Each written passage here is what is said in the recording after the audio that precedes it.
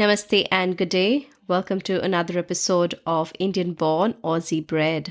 आज हम इस पूरे पेरेंटिंग जर्नी के एक सबसे इम्पॉर्टेंट इशू पे बात करने वाले हैं जो हमारे लिए था with fertility issues and how we dealt with it. अगर आप बच्चों के बारे में सोच रहे हैं, ट्राई कर रहे हैं या सिर्फ मनोरंजन के लिए सुनना चाहते हैं तो हमारे साथ बने रहिए. काफ़ी टाइम तक लड़कियों को बांझ या कुछ और बोल के सोसाइटी से बेदखल कर दिया जाता था. ये पुराने practices over the years has started to bring about a sense of shame within the women of our society. शायद ऐसा मॉडर्न सोसाइटी में कम होता होगा, पर अंदर ही अंदर ये फीलिंग्स ऑफ शेम या फैमिली का प्रेशर किसी ना किसी तरह से फील हो ही जाता है. आज के इस एपिसोड में हम इसी के बारे में बात करेंगे. ऐसे फीलिंग्स जो मेरे अंदर भी थे और शायद काफ़ी और औरतों में भी ये अभी भी फील होता है. A lot of the podcast is going to be about my parenting journey.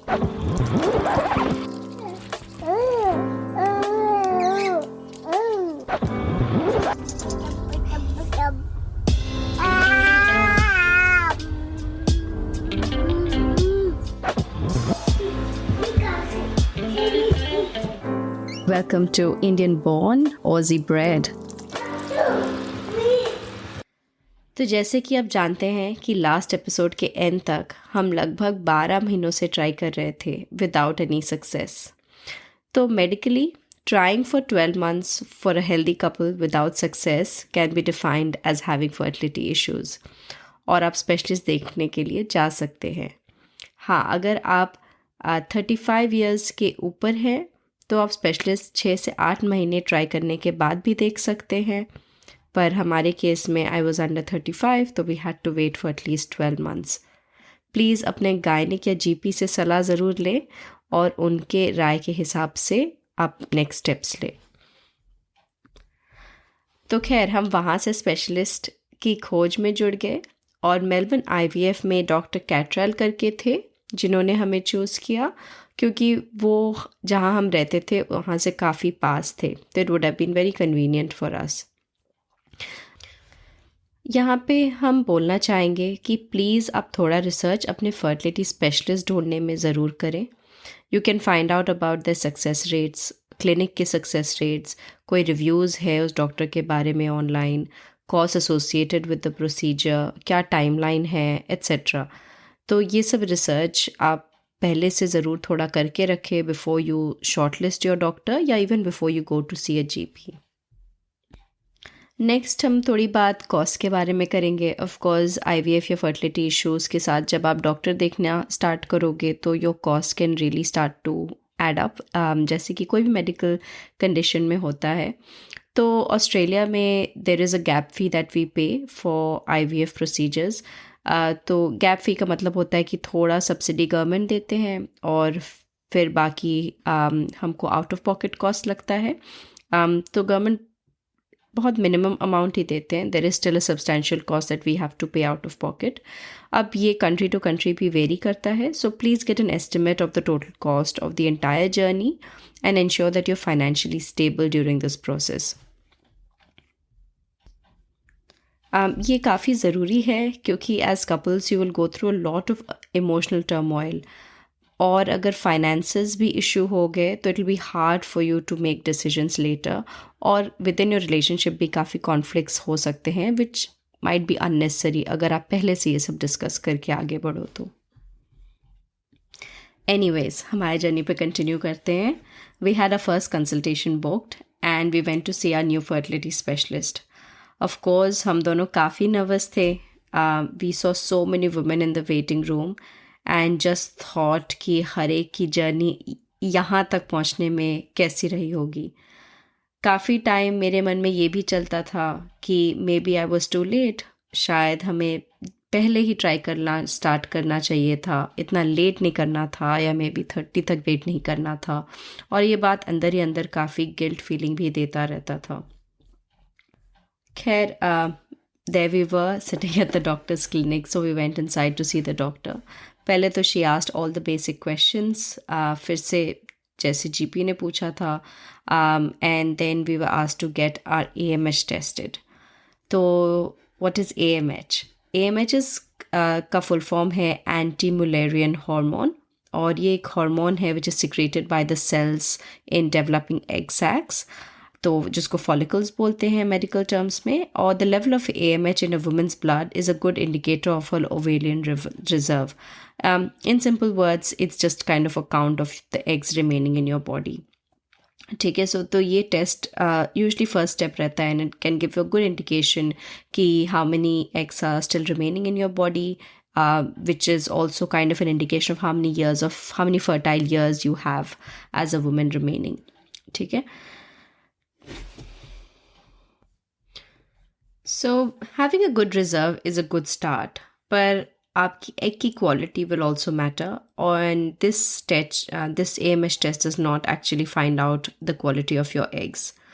ठीक है, पर यहाँ पे I want to stress कि जहाँ good diet और good lifestyle, जिसके बारे में हमने पिछले episodes में बात किया था, ये आपकी मदद काफ़ी कर सकता है in maintaining good egg quality. तो वो एपिसोड भी आप पहले जाके सुन सकते हो, बट या so you can get the AMH test which will tell you the number of eggs, but also the quality of eggs can matter, which you can improve with your diet and lifestyle. So my AMH reserve thankfully was very optimal and good as per the standard graph, जो भी वो graph दिखा रही थी हम लोग की doctor. फिर she also asked about my period cycle, और वो तो it was like clockwork till then, तो that was no issues. However, हमारा next step that the doctor suggested was actually to continue trying, but this time with the prescription of a drug called Clomid, जो ovulation induce करता है, and apparently this would better our chances of pregnancy अगर थोड़ा भी कुछ dysregulation है within the cycle or within the hormones within the body. So she said that using this drug in conjunction with trying normally can actually improve our chances of getting pregnant. So there we were, trying with Clomid now for 3 more months, and with no luck, of course. कुछ भी change नहीं हुआ. And I was getting increasingly frustrated, mind you, with each passing day. मतलब ये 3 महीने, if I can just recall, it was horrible. मतलब कहीं ना कहीं in my mind I was thinking कि सब कुछ ठीक है, हार्मोन्स ठीक है, फिर क्यों ये ड्रग दे रही है, why doesn't she just jump us forward, do something more substantial. But anyway, she wanted us to try for 3 months. We tried for 3 months and then we went back to see her again. उसके बाद we were discussing and we investigated bit further, and then turns out I also used to have severe period pains, specially in my first 2 days of period. तो वो time doctor ने बोला कि it could also be link to endometriosis. तो यहाँ पे I just want to define endometriosis a little bit, अगर कुछ लिसनर्स को वो नहीं पता होगा. So endometriosis as per the WHO is defined as a disease in which a tissue similar to the lining of the uterus grows outside the uterus. It can cause severe pain in the pelvis and make it harder to get pregnant. Yeah, so as you can understand from the definition, it is a bit of like extra tissue growing outside the uterus, and it often causes pains, and period pains can often be related to a cause of underlying endometriosis issues. So that was the point that we were discussing with our fertility specialist next, कि maybe I had endometriosis because of the period pains I was having. So she suggested that we do an ultrasound to check pelvic activity, and then, find out if it's endometriosis or if there's any other issues. Of course, वो appointments भी लेते another 2 months passed because it's not very easy to get those ultrasound appointments, and then you have to get those results. And with that, you also have to then wait for the doctor to describe the results to you. All of this would take about 2 to 3 weeks each time. And remember that we only have 1 period cycle per month. ठीक है, तो ये सब करते करते I think another 2 months had passed by the time I had got myself checked, done the ultrasound, only to find that there was no endometriosis there and there were no issues there as well. So at this point, you can understand that we were really getting more and more impatient. With every step that we were taking it was we were just finding out कि सब कुछ काफ़ी normal है. Of course हमारे test बहुत पहले हो चुके थे and we were normal. AMH was normal, periods were fine, endometriosis भी नहीं था. तो because of also now reading up online, सब लोग ही गूगल करते रहते हैं, तो we jumped ahead and asked अगर हम लोग IUI कर सकते हैं, which was the next thing that we wanted. We actually suggested to the doctor to jump forward. तो IUI मतलब artificial insemination basically, जिसमें they will put the sperm inside you and that's done externally. So it's a much less invasive procedure compared to IVF, which is like the last resort, or it also costs way less than doing IVF cycle. Success rate उतना high नहीं है, but it is a small cost to pay for us to try.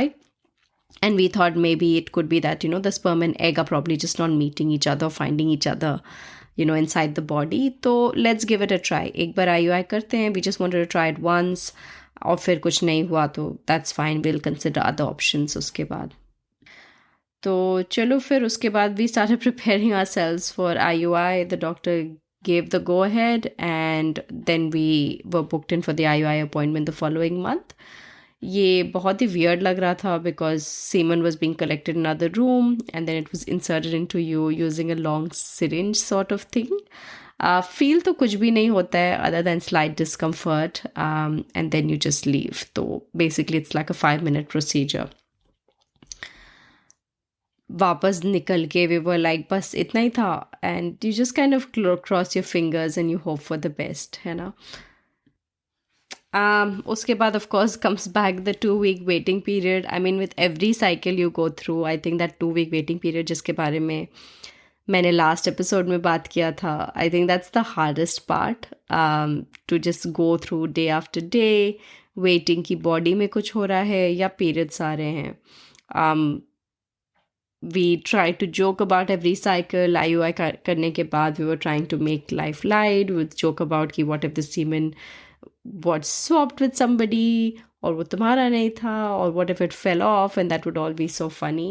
But yeah, I mean we were just trying to, I guess, live life lightly जब तक वो 2 हफ्ते का cycle continue होता. और पर वो 2 हफ्ते पास हो गए and I knew I could feel my period coming. जैसे हम सब करते हैं, I think we were trying with all our mind and might to feel कि हाँ चलो इस period नहीं आए. Hopefully this cramp is like your pregnancy cramps or something. But I think sometimes you just know that it's your period coming. You've just been getting it for so many years and so many months कि वो feeling you're very familiar with. तो कहीं ना कहीं पता था कि it was a period coming and so पर कुछ दिन बाद of course periods ने दर्शन दे दिया and I could not be more disappointed. हमने IUI एक ही बात करने का सोचा था तो ये मौका भी चला गया था. I was not feeling too connected with my doctor. Even और इतने दिन इसके बारे में सोचते सोचते पढ़ते पढ़ते I think I was kind of going into that initial signs of depression as well. I think ये cycle भी काफ़ी normal है and most women go through it. I do a lot of my friends when they were trying for kids, we actually lost contact for a couple of months to a couple of years depending on how long their journey was. और I think मेरे साथ भी काफ़ी हुआ है वो time पे when I was feeling like there was nothing in life was feeling good or fun. Everything had lost its charm and I would even like avoid meeting people and gatherings of any sort, that it would be very hard for me to pretend to be happy because अंदर ही अंदर like all of this was like eating you up. इसी दौरान मेरे 2 करीबी दोस्त भी pregnant हो गए and it used to kill me to sit next to them, complain about the pregnancy issues. मेरे को लगता था wow, like you can't really complain about pregnancy issues because you are blessed to be pregnant. So I think now that I think back, of course हर एक को अपना problem ही सबसे बड़ा लगता है. हम खुश होना चाहते थे पर वो खुशी जाहिर करना बहुत मुश्किल हो रहा था and that is why I would avoid meeting people at that point. ऐसा लग रहा था कि काश हम तीनों प्रेग्नेंट एक साथ हो जाते तो कितना मज़ा आता. And I would have all of these thoughts, specially if I would have friends around who were just pregnant at the same time. वैसे इनमें से एक दोस्त को भी फर्टिलिटी इश्यूज हुए थे और एक तो बस चुटकी में प्रेग्नेंट हो गई थी. सो या listening to the stories I also learn कि सबकी कहानी एक सी नहीं होती. हम अपनी कहानी खुद ही लिखते हैं. दूसरे के प्रति एम्पैथी भी ज़्यादा हो गया था. समझने लगे थे कि दुनिया में सब लोग अपनी लड़ाई खुद ही लड़ते हैं और सब में एक अलग अलग किस्म का हिम्मत होता है जो वो खुद की लड़ाई जीत के उस हिम्मत से उभरते हैं. तो आई थिंक वो फेज़ मेरे लाइफ में काफ़ी कुछ सिखाया. तो कभी कभी ज़िंदगी में गिर के और हार के सीखना पड़ता है. कुछ समझदार लोग शायद पहले से ही ऐसे होते होंगे, पर हमने तो हालातों से ही ज़िंदगी को सीखा है. शायद ये दौर और परिवर्तन ज़रूरी भी था हमारे माँ और बाप बनने से पहले. तो अब ऐसा लगता है कि that phase was a wonderful learning opportunity, है ना. Because you really become very humble. You really start to appreciate the very small things in life and the small pleasures in life. और बच्चे के आने की खुशी भी शायद ज़्यादा होगी जब वो होगी बाद में. ये सब पर बाद में ही पता चलता है. अंधेरी गहराइयों में लौ खोजना काफ़ी मुश्किल होता है, एज वी नो. तो खैर, ये सब शायराना बात से थोड़ा आगे चलते हैं और टॉपिक पे वापस आते हैं. तो अब हमारे और 6 महीने गुजर गए थे और अब टाइम बस एक टिकिंग टाइम बॉम्ब जैसा लग रहा था.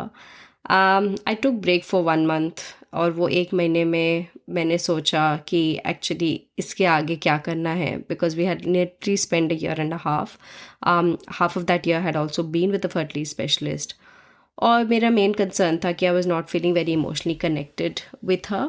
I mean, वो कुछ गलत नहीं कर रही थी. She was going through her steps and she was going through all the natural process, which is probably good for my body, which I understand. But पता नहीं क्यों I was not feeling very comfortable with the conversations I was having with her. And she wasn't really giving me much hope. Like, she would say कि ये करते हैं, फिर देखते हैं. And in my head, I would think कि देखते हैं is not the outcome. Like, I really want to get to an outcome. तो इसी दौरान I also started my research on other fertility specialists in Melbourne, क्योंकि husband and I started talking and he said कि ठीक है, if you're not feeling very connected with her, I mean, I don't see a problem, but if you're not having a gut instinct, maybe find somebody else that you might connect to, because it's more of a personal journey for you. फिर से I was back to doing my research. I read hundreds of blogs, reviews, recommendation on clinics, recommendation on particular doctors. बहुत ज़्यादा research खुद से किया. So then I decided to go with the other famous IVF clinic in Melbourne. But ये काफ़ी दूर था जहाँ पे हम लोग रहते थे. But we thought this time we'll just kind of make that commute. अगर time लगता है तो it's fine, but as long as we get a good doctor who would deliver results, है ना, मतलब बेबी आ जाए बस.